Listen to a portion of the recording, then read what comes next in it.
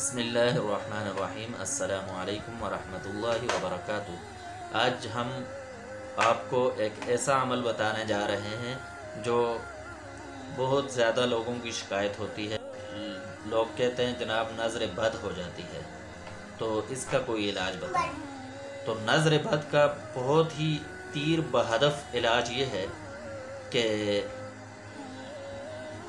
سورہ قلم کی جو آخری آیات ہیں، وَإِن يَكَادُ الَّذِينَ كَفَرُوا لَيُزْلِقُونَكَ بِأَبْصَارِهِمْ لَمَّا سَمِعُوا الذِّكْرَ وَيَقُولُونَ إِنَّهُ لَمَجْنُونٌ وَمَا هُوَ إِلَّا ذِكْرٌ لِّلْعَالَمِينَ۔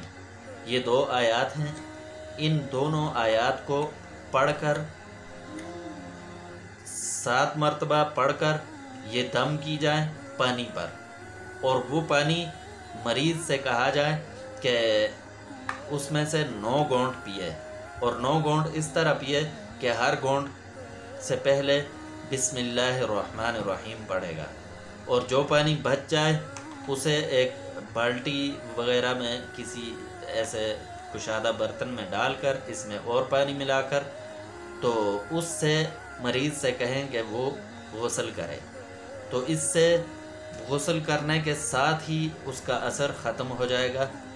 بہت سریع التاثیر عمل ہے، اور جانوروں کو بھی اگر ہے یا آپ کے درختوں کو ہے نظر بد ہو جاتی ہے، کھیت کو ہو جاتی ہے، تو پھر پانی پر دم کریں اور جانوروں کو پلائیں، اسی وقت ختم ہو جائے گی۔